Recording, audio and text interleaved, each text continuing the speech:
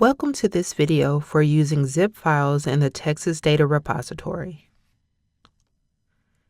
In this tutorial, we will cover why you should use a zip file, when to use or avoid a zip file, how to prepare files before compression, creating and naming your zip file, uploading and describing it in the TDR, how to test the zip file before publication, and closing best practices.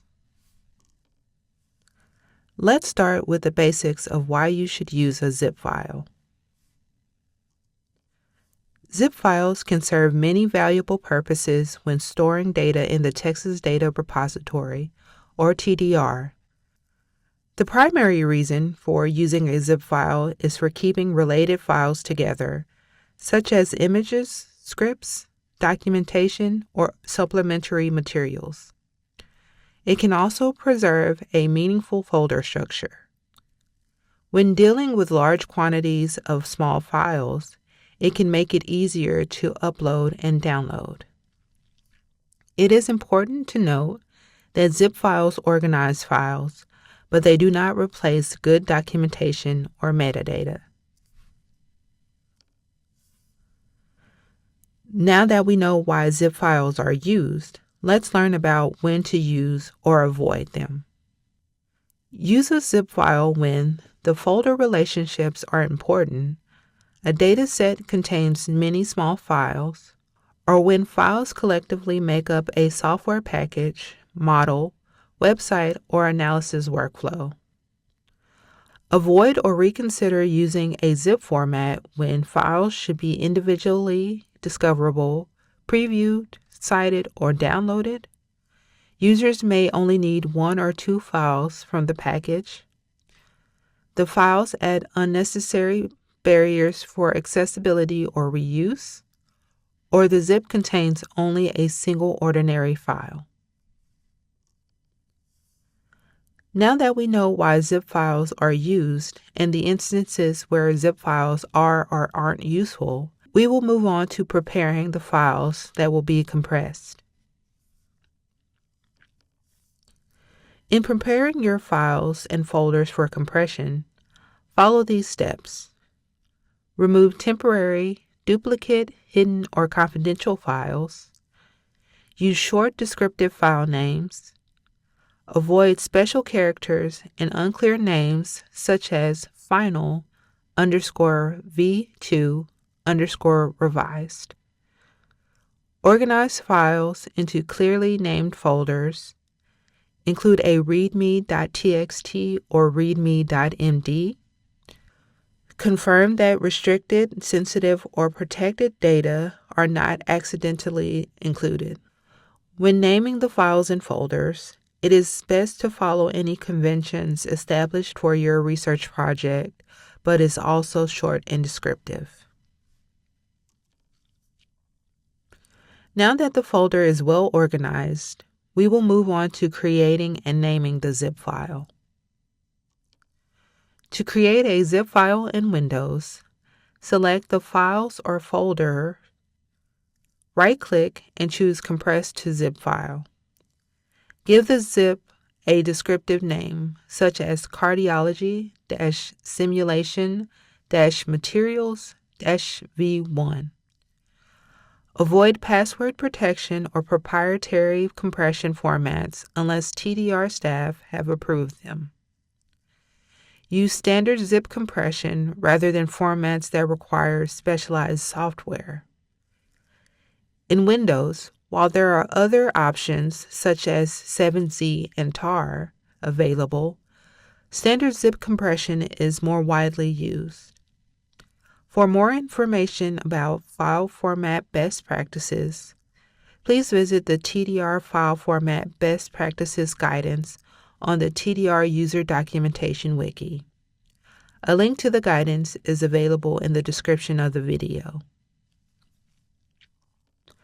Now that your dataset files are organized, let's look at uploading them. First, upload the zip file to the appropriate dataset repository. Click Select Files to add, locate the correct zip file on your computer and then choose it to begin the upload. Once uploaded, it is essential to add a clear, plain language description so users know exactly what they are downloading. In this description, make sure to cover 4 key details. First, state clearly what the file contains. Second, briefly explain why these files are grouped together in a zip file. For instance, to preserve complex nested folders or manage large collections. Third, summarize the internal folder structure so that users can navigate it effortlessly. And fourth, list any specific software or dependencies required to open and use these contents. Whenever possible, always upload a separate README file outside of the zip as well. This lets users inspect your documentation, metadata, and data structure directly on the page before committing to a full download. Finally, review your access settings. Choose the appropriate restrictions based on your data's privacy requirements and select a license, such as Creative Commons or Open Database terms, that clearly outlines how others are permitted to reuse your work. To ensure that the zip file is accessible for users once published, we will need to test that everything works as expected. Before officially hitting publish, it is critical to run a final quality check from an end user's perspective. Start by downloading the file directly back from your dataset page. Once downloaded, confirm that the file opens and extracts smoothly without any errors. Then, double-check that every expected file and subfolder is present and right where it belongs. If your dataset includes any code, workflows, or instructions, test them out whenever feasible. Running them ensures that file paths are correct and that everything works seamlessly for someone else. Finally, perform a quick security sweep. Make sure there are no sensitive, confidential, or unintended files like system log files, draft notes, or unanonymized personal information accidentally made their way into the final package. Now that we know how to test the zip file, let's close with some best practices for handling zip files. To wrap things up, let's review the 3 takeaways for managing compressed dataset files. First, organize before compressing. Take the time to structure your files and subfolders logically before you zip them up. Second, always include a README. Clear documentation gives users the context they need to navigate and understand your data. And third, test the downloaded zip before publishing.